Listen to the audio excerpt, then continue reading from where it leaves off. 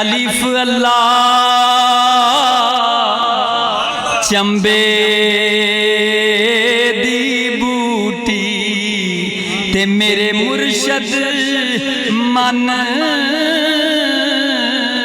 میرے وچ لائی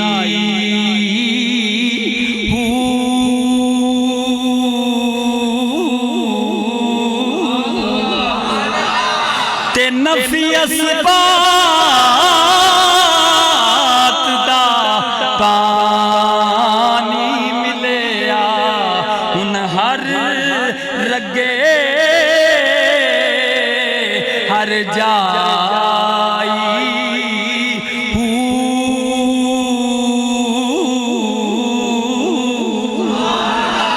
تے اندر بوٹی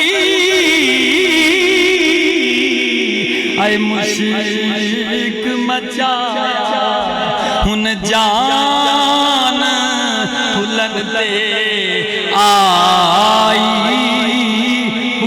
تے جیوے میرا مرشد کامل حضرت باہو تے جے بوٹی لائی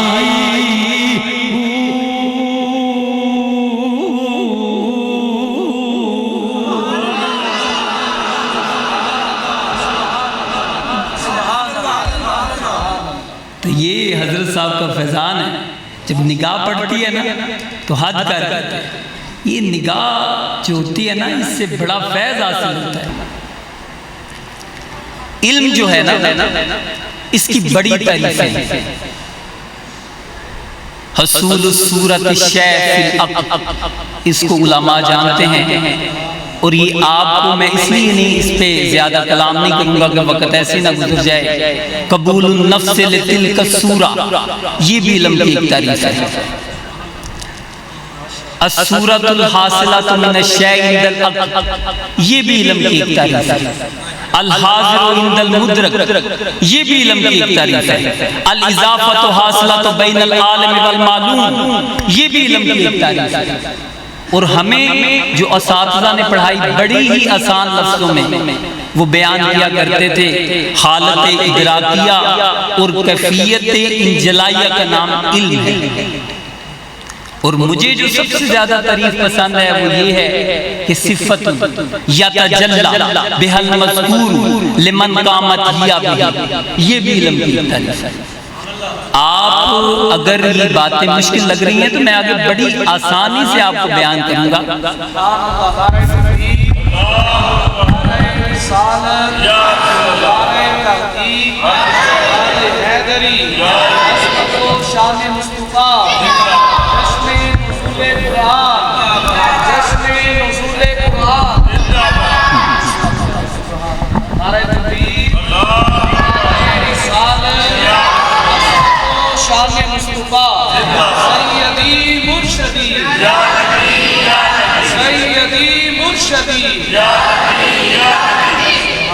تو اس پہ جتنا بھی میں کلام کروں تو علماء تو تشریف فرما ہیں وہ اس کو جانتے ہیں. تو عوام الناس کا مجمع ہے تو بعض باتیں علمی جو ہوتی ہیں وہ عوام الناس میں باری ہوتی ہیں.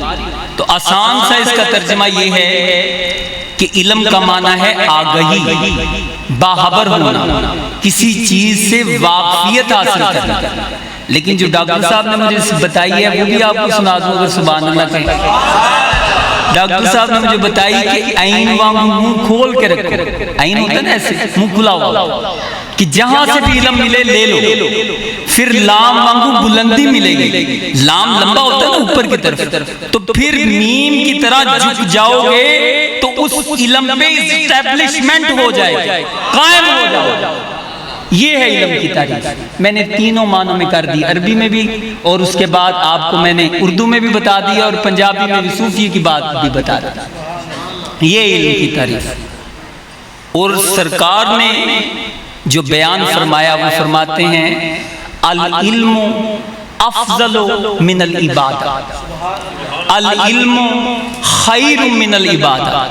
اور اس حدیث کو اعلیٰ حضرت نے فتاوی رضویہ میں بھی نقل کیا ہے، دونوں حدیثوں کو. اس کا مطلب یہ ہے کہ علم عبادت سے بہتر ہے، علم عبادت سے افضل ہے. اور آپ جانتے ہیں کہ جو انسان کی تخلیق ہے اس کا مقصد کیا ہے؟ وہ ہے عبادت. اب عبادت سے بھی جو افضل ہے اس کو علم رکھ دیا گیا. یہ کیا بات ہوگی؟ اگر آپ اپنے مزاج تھوڑے نیچے کریں گے نا تو آپ کو بڑی آسانی سے سمجھ آئے گی میری بات. علم کی جو ضد ہے نا وہ جہالت. اس پہ بڑا خوبصورت کلام علامہ سعدی شیرازی نے کیا. آپ فرماتے ہیں ترا اژدہا، ترا اژدہا گر بود یار غار. یار غار جو ہوتا ہے نا وہ گہرا ترین دوست کو کہتے ہیں. جو بڑا آپ کا دوست گہرا ہو اسے یار غار کہتے ہیں. ترا اژدہا گر بود یار غار، عذاب بہ کے جاہل بود غم گسار. آپ فرماتے ہیں کہ اگر تمہارا گہرا ترین دوست اژدہا بن جائے، اینا کونڈا بن جائے. اینا کونڈا وہ سانپ ہوتا ہے جو ڈنک نہیں مارتا، ڈستا نہیں ہے، پورے کا پورا انسان کو ہڑپ کر جاتا ہے، کھا جاتا ہے. آپ فرماتے ہیں اگر تیرا گہرا ترین دوست پورے کا پورا اژدہا بن جائے اور وہ تمہیں کھا جائے، یہ بہتر ہے اس سے کہ تیرا غم گسار، تیرا غم بانٹنے والا کوئی جاہل ہو. کیوں؟ اس لیے کہ جو اژدہا ہے وہ تو تیری صرف جان لے گا، لیکن جاہل بندہ تیرا جان بھی لے گا، ایمان بھی لے گا، تیری دنیا بھی برباد کر دے گا، تیری آخرت بھی برباد کر دے گا. یہ ہے ترجمہ اس کا. اور اس پہ آگے جو بات کی ہے آپ نے وہ بھی حد کر دی. پھر علم کی تعریف کی. آپ فرماتے ہیں چو شم از پہ علم باید گداس. چو شم از پہ علم باید گداس، بے علم نہ تما خدا را شناس. اس کو میں بڑا آسان کروں گا، یہ باتیں اس لیے نہیں کر رہا کہ آپ کو پریشان کروں، لیکن یہ جو مضمون ہے نا بڑا گہرا سا ہے. اگر آپ توجہ کریں گے تو کلم الناس علی قدر اصولہا، سرکار کا فرمان ہے کہ آپ لوگوں سے بات کر سکتے ہیں لیکن ان کی عقل کے اندازے کے مطابق. اگر آپ نے یہ جو علم کی بات سٹارٹ کی ہے تو یہ ساز بھی ذرا چھڑے تو یہ کوئی ساز ایسا تو نہیں نا، یہ وہ علم کا یہ وہ ساز ہے جو یہ وہ نغمہ ہے جو ہر ساز پہ گایا نہیں جاتا.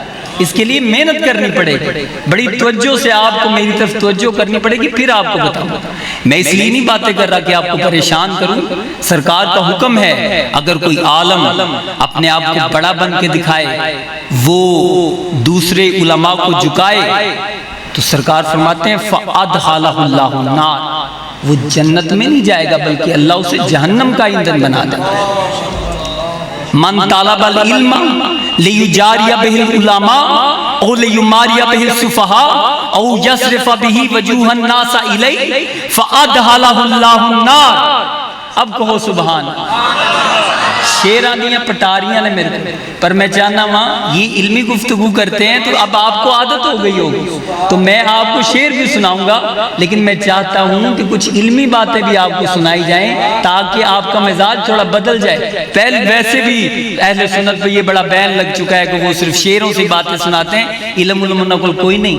پر انہوں نے اینا نہیں پتا ہے کہ اہل سنہ والجماعت تو وہ جماعت ہے جس کے بارے میں قرآن مقدس کا اعلان ہے وَأَمَّا الَّذِينَ ابْيَضَّتْ وُجُوهُهُمْ فَفِي رَحْمَةِ اللَّهِ. جو لوگ جن کے چہرے قیامت کے دن چودھویں کے چاند کی طرح چمکتے ہوں گے وہ اہل سنہ والجماعت. یہ آپ کی شان، یہ آپ کا مقام. جے کوئی ساتھ ساتھ ہے جو تو پھر نعرہ بھی مار سکتے ہو دب کیا کو سبحان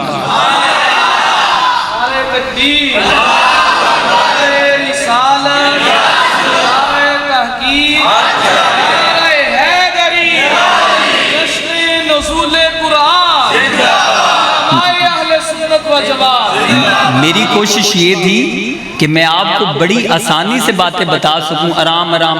اب کیونکہ جمی غفیر ایسا ہے تو میں زور بھی لگا کے بات کروں تو مجھے نہیں پتا کہ آپ کو زور ہی پسند ہے کہ کلیجے سٹ بجنی چاہیے، کچھ گلا آرام نال بھی کر لینی چاہیے تو سن لینی چاہیے.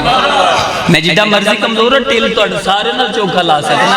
یہ حضرت صاحب دا کمال ہے. انہوں نے مہربانی انہوں نے نگاہ پائی, کرم ہو گیا. نظر کی جولانیاں نہ پوچھو, نظر حقیقت میں وہ نظر ہے. اٹھے تو بجلی پناہ مانگے, جھکے تو ہانا خراب کر. دعا کیا آپ نے میرے لیے بڑی. تو یہ علم جو ہے یہ انہی کی وجہ سے. علم جو ہے ان کو پتہ ہے, علماء جانتے ہیں, چاہے تو اللہ ڈائریکٹ مسجدوں میں بھیج دے, کالجوں میں بھیج دے, یونیورسٹیوں میں بھیج دے, استاد قائم کر دے.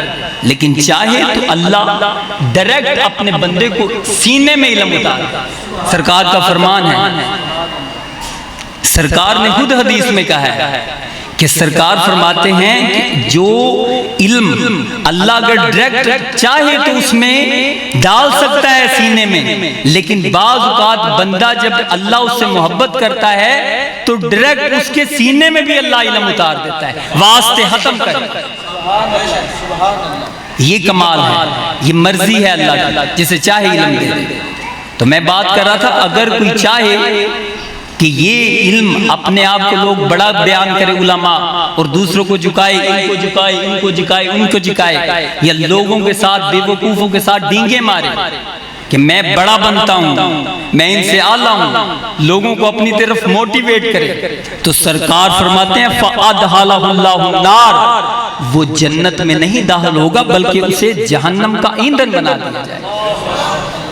اگر کہیں تو اور حدیث سناؤں, من تعلم علما مما یبتغى به وجه اللہ لا يتعلمه الا لیصیب به عرضا من الدنیا لم یجد عرش الجنہ یعنی ریحہا.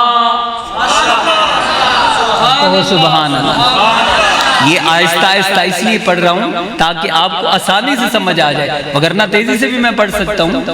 تو اس کا مطلب یہ ہے کہ اگر علم جو اللہ تعالیٰ کی رضا کے لیے حاصل کیا جانا چاہیے, اگر اس کو رضا کے لیے حاصل نہ کرے, اپنے مفاد کے لیے حاصل کرے, تو علماء کو تو اللہ تعالیٰ نے العلماء ورثۃ الانبیاء, یہ تو نبیوں کے وارث بن کے آئے ہیں. تو نبیوں کا میراث مال ہوتا ہے, تو پھر یہ کہاں مارے پھرتے ہیں مال کے پیچھے. نبیوں کا میراث جو ہوتا ہے وہ بکنا ہوتا ہے. تو یہ علماء کیا کرتے پھرتے ہیں, نبیوں کی میراث جو ہوتی ہے وہ روٹی ہوتی ہیں, طمع و لالچ ہوتا ہے, مفاد ہوتا ہے, اپنے آپ کو بڑا بنانا ہوتا ہے. نہیں, سرکار کا فرمان ہے کہ اللہ تعالیٰ نے مجھے خاص بطور خاص جو حکم دیا نا, وہ 3 چیزوں کا حکم دیا. یہ علماء کے لیے بھی ہے اور آپ بندوں کے لیے, کیونکہ ہم سب نبی پاک کے غلام ہیں. سرکار فرماتے ہیں سل من قاطعک واعف من ظلمک واحسن الی من ساء الیک, کہ اگر جو تم پہ رشتہ توڑے محبوب تجھ سے جوڑ, جو تم پہ ظلم کرے تو اس سے نیکی کر, اسے معاف کر, اور جو تم سے برائی کرے اس سے نیکی کر. تو اس کا ترجمہ کرتے ہوئے سعدی شیرازی آپ فرماتے ہیں بدیرہ بدی سہل باشد جزا, بدیرہ بدی سہل باشد جزا, اگر تم مردی احسن الی من نسا. زور سے کہو سبحان اللہ, اسے آسان بھی کر دیتا ہوں. بدیرہ بدی سہل باشد جزا, اگر تم مردی احسن الی من نسا. آپ فرماتے ہیں اب بدی کے بدلے میں بدی کرنا یہ تو بڑا آسان سا کام ہے. ٹٹ فار ٹیٹ کا مشغلہ اختیار کرنا یہ تو بڑا آسان سا کام ہے. اینٹ کے بدلے میں پتھر مارنا یہ تو بڑا معمولی سا کام ہے. اگر تم مرد ہے, دلیر ہے, جرأت مند ہے, خود کو طاقتور سمجھتا ہے, تو لوگ اگر برائی کرتے ہیں ان سے اچھائی کر کے بیان کر, تاکہ پتہ چلے کوئی مرد آ رہا ہے, دلیر آ رہا ہے, انسان آ رہا ہے. یہ ہے ترجمہ. تو ہم لوگ کیا کرتے ہیں, تعلق جوڑنے کی کوشش کرتے ہیں. نہیں, کوئی ناراض ہوتا ہے ہم کہتے ہیں کھائے قسمت, ہم نے نہیں دیکھنا ان کی طرف, آپ ہی آئے گا ویکھی جائے گی. انجی ہوتا ہے. اور دیکھیں حضرت امام حسن اور امام حسین رضی اللہ تعالیٰ عنہ کسی بات پہ کلیش ہوئی, بات ہو گئی, آپ ناراضگی ہوگی تو سیدہ زینب بی بی پاک سلام اللہ علیہ آپ امام حسین کے پاس گئے. آپ نے کہا آپ چھوٹے ہو تو جاؤ اپنے بھائی سے صلح کر لو. تو آپ مسکرائے, آپ نے فرمایا بے شک ناراضگی اپنی جگہ ہے, پر میں نے سرکار سے سنا ہے کہ جو صلح میں پہل کرے گا وہ جنت میں پہلے جائے. تو میں ان سے چھوٹا ہوں, وہ امام ہیں, میں نہیں چاہتا کہ جنت میں ان سے پہلے جاؤں. صلح وہ پہلے کرے, میں چاہتا ہوں میرا بھائی جنت میں پہلے جائے, میں بعد میں جاؤں. یہ ہے, ہم نعرے تو بڑے مارتے ہیں کہ ہم آل رسول کے غلام ہیں, تو بات ایک بھی نہیں اپنائی کریں. ناراض سگے بھائی ناراض ہو جائے تو ہم پوچھتے نہیں. احسن الہ کا مطلب یہ ہے کہ برائی کے بدلے میں نیکی کرنا. اور جو بات میں آپ سے کر رہا ہوں, جس کو اللہ علم دیتا ہے نا, اسے پھر عذاب نہیں دیتا. حضرت امام محمد بن حسن شبانی, آپ امام فقہ کے, آپ حضرت امام اعظم ابو حنیفہ کے شاگرد ہیں. آپ کا انتقال ہو گیا. کسی نے پوچھا ما فعل اللہ بک یا امام, اللہ نے کیا سلوک آپ سے کیا ہے؟ تو وہ کہنے لگے بخش دیا گیا, مجھے اللہ نے بخش دیا ہے. تو وہ کہنے لگا کیا معاملہ پیش آیا؟ تو آپ فرماتے ہیں جب میں حساب و کتاب کے مقام پہ پہنچا نا, تو میں نے دیکھا, میں ڈر رہا تھا, گھبرا رہا تھا کہ یہ نہ پوچھ لے, یہ نہ پوچھ لے, یہ نہ پوچھ لے. تو میں گھبرا رہا تھا. اللہ نے مجھے آواز دی, ڈر کیوں رہا ہے؟ میں نے عرض کی یا اللہ میں اپنے اعمال سے ڈر رہا ہوں. فرمایا اگر تمہیں عذاب دینا ہوتا تو تمہیں علم کیوں دیتا؟ اگر تمہیں عذاب دینا ہوتا تو تمہیں علم کیوں دیتا؟ علم دیا ہی اس لیے ہے تاکہ تمہیں بخش. اب کیا کو ذرا سبحان اللہ. شیر بھی میں تمہیں کچھ سنا دینا ہوا, پر جو گل تو کوئی سن لو وہ چاہتا.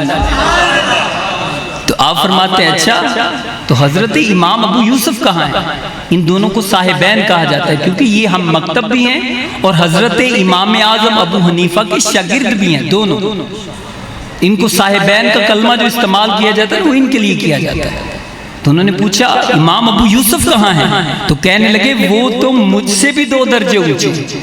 تو اس نے پوچھا اچھا اگر آپ ادھر ہیں وہ 2 درجے اوپر ہیں تو حضرت امام اعظم ابو حنیفہ کہاں ہیں؟ فرمایا ان تک تو ہماری رسائی ہی نہیں, وہ تو اللہ نے ان کو اعلیٰ علیین کے مرتبے پہ فائز کیا ہوا ہے. یہ ہے مقام امام اعظم نعمان بن ثابت, یہ ہے ہمارا امام.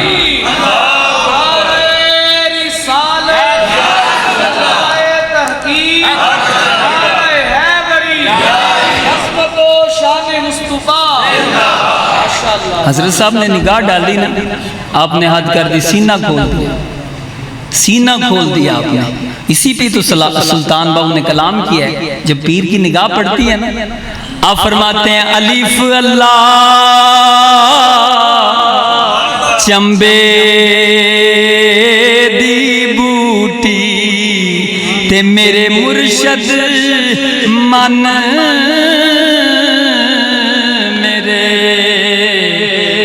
لائی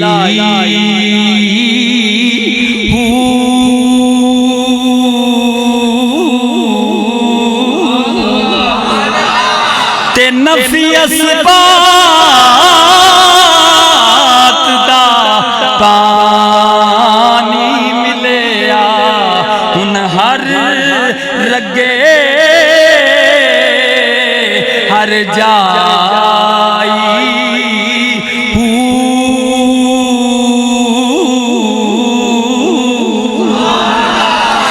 اندر بوٹی اے مشرق مچایا ہن جان بھلتے آئی تے جیوے میرا مرشد کامل حضرت باہو تے جے بوٹی لائی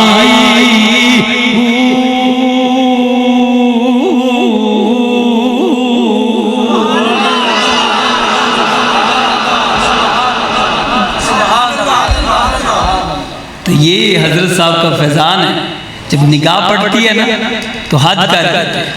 یہ نگاہ جو ہوتی ہے نا اس سے بڑا فیض حاصل ہوتا ہے.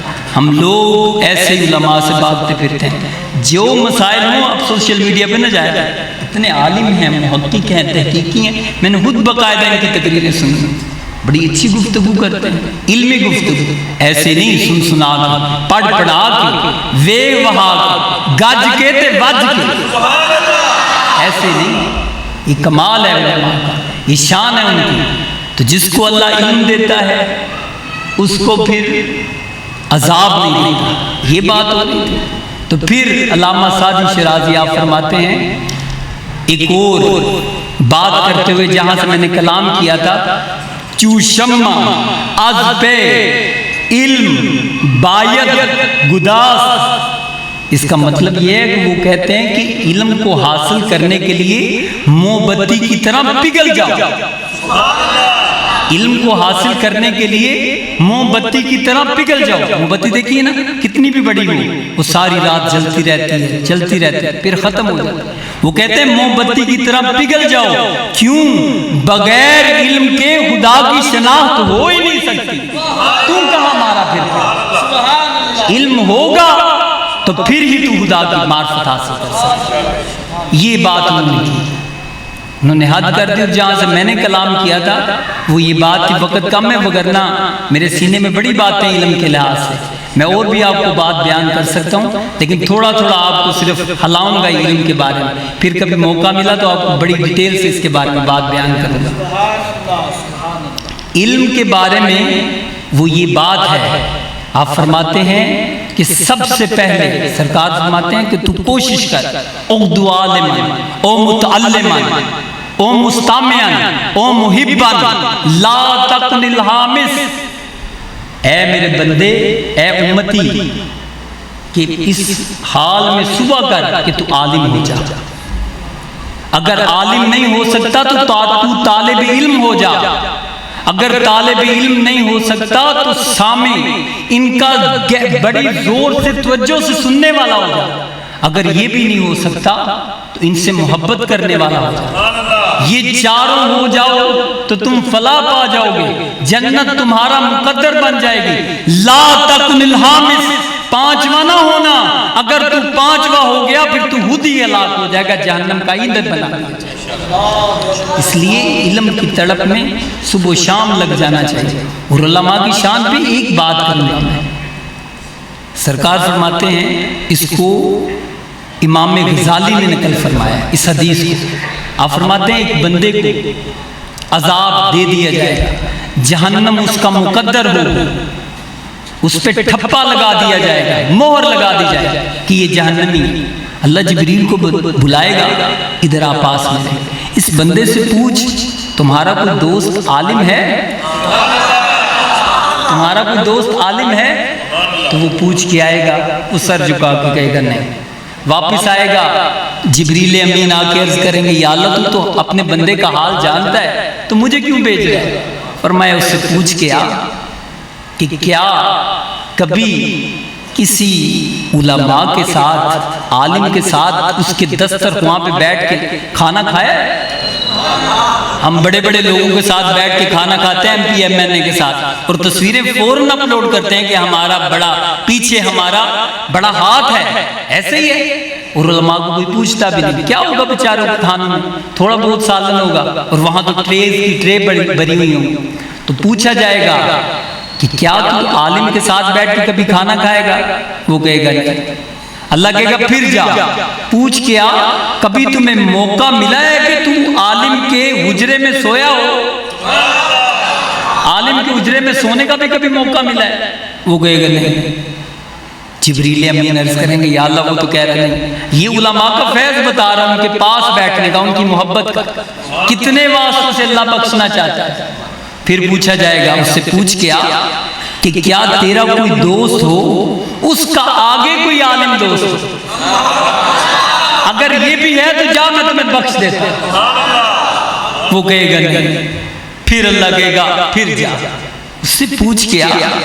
تو بڑے بڑے لوگوں کے نام پہ تو اپنے بچوں کا نام رکھتا تھا، کیا کسی عالم کے نام پہ بھی اپنے بچے کا نام رکھا ہے؟ تو اگر یہ کیا ہے تو پھر بھی میں تمہیں جنت میں ڈال دیتا ہوں، جہنم سے نکال۔ یہ ہے مقام علم والوں کے پاس بیٹھنے کا. اگر ان کے قریب ہوں گے تو آپ یقیناً بخشے ہوئے لوگ، اور اگر آپ پھر پیچھے جائیں گے، بھاگیں گے، تو کیا کہیں گے؟ گھبرائیں گے. نہیں، مولویوں کو نہیں بہنا چاہیے تو اپنی گلیں چلا دیں، ایسا کبھی سوچنا بھی نہیں چاہیے. تو سب سے بڑا علم جو ہے نا وہ قرآن کا علم ہے. آ گیا ہوں میں اپنی بات پہ 2-3 باتیں کریں. سب سے بڑا علم جو ہے وہ قرآن کا علم ہے، اور قرآن جو ہے اللہ کہتا ہے ذالک الکتاب لا ریب فیہ، اس کلام میں کوئی شک نہیں، اس کلام میں کوئی شک نہیں. تو پتہ ہے یہ کلام نازل کس پہ ہوا؟ یہ محمد عربی کے سینے پہ نازل ہوا. تو پتہ چلا اگر قرآن میں کوئی شک نہیں تو جس محبوب کے سینے پہ نازل ہوا ہے وہ بھی محبوب ہے.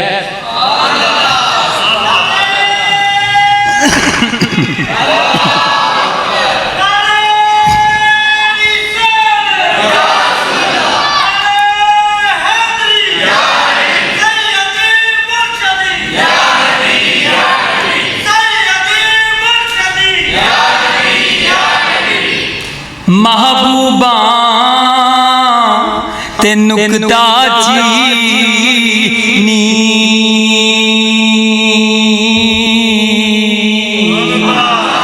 اوے محبوباں تے اوے نکتہ چینی، جڑے کرن تو باز نہیں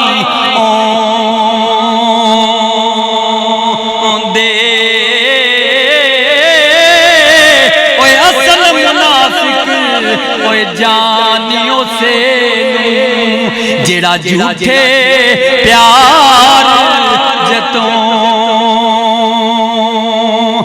دے.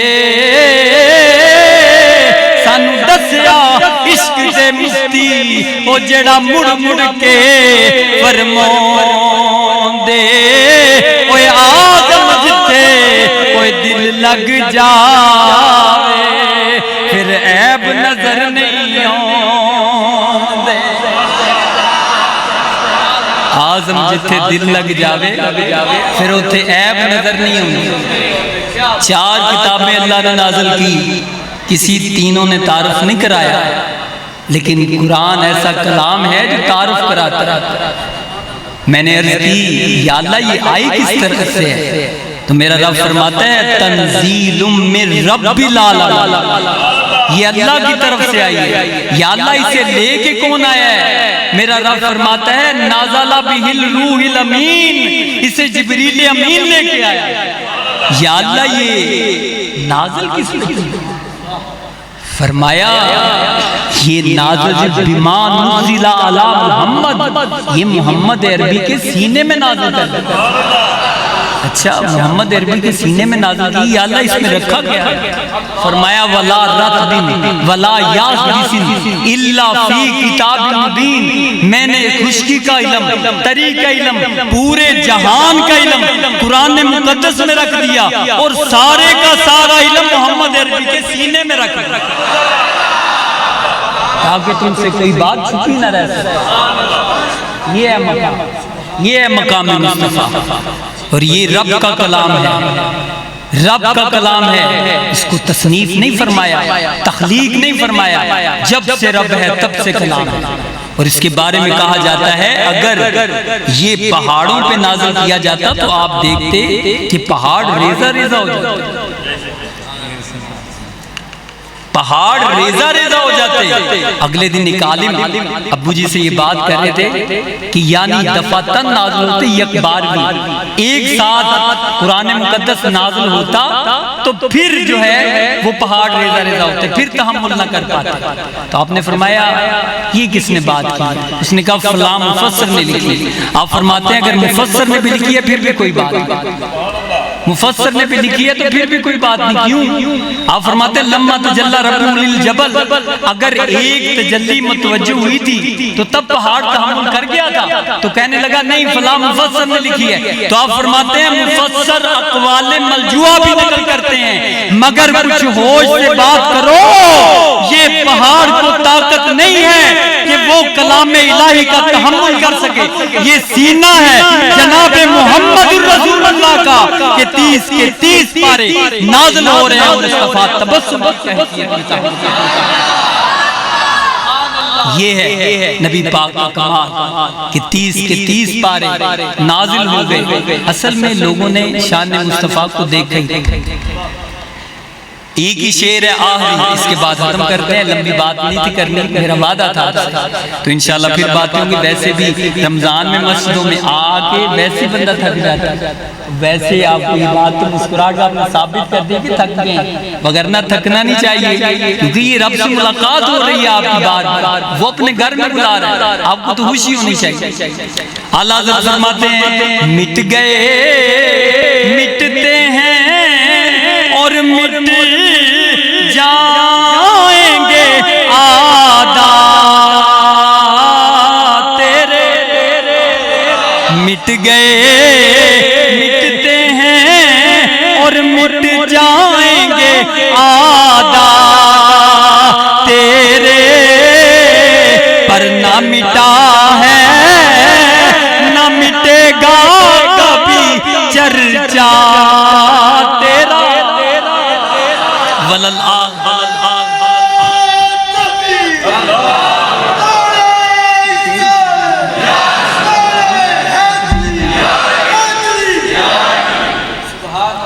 اور تو گٹانے سے کسی کے نہ گٹا ہے نہ گٹے گا. جب بڑھائے تجھے اللہ تعالی تیرا. یہ ہے مقام مصطفیٰ. اللہ تعالیٰ میری اور آپ کی حاضری قبول فرمائے. جو باتیں میں نے کی ہیں اس لیے کی ہے تاکہ آپ کو علم کا شوق پیدا ہو. ایک بچہ بھی آپ دین کے رستے پہ وقف کر دیں گے نا تو باخدا آپ کی بخشش بھی ہو جائے گی، آپ کی نسلیں سنور جائیں گی. ڈاکٹر صاحب نے مجھے ڈاکٹر بنا دیا، پیسے اچھے حاصل کما لیتا، بڑا شکر ہے مانا. لیکن حضرت صاحب کی دعا تھی اور آج ایم اے علوم اسلامیہ بھی ہو گیا. یہ فیض ہے، کرم ہے. تو آپ اگر کوشش کریں گے السائلین والاتمام، اگر آپ کوشش کرنا آپ کا کام ہے اور اس کام کو پایا تکمیل تک پہنچانا یہ میرے رب کے ذمہ کرم ہے. تو کوشش کریں. اگر کسی کا ایک بچہ ہے تو وہ ایک ہی وقت کرے. تو واہ دعوانا الحمدللہ رب العالمین.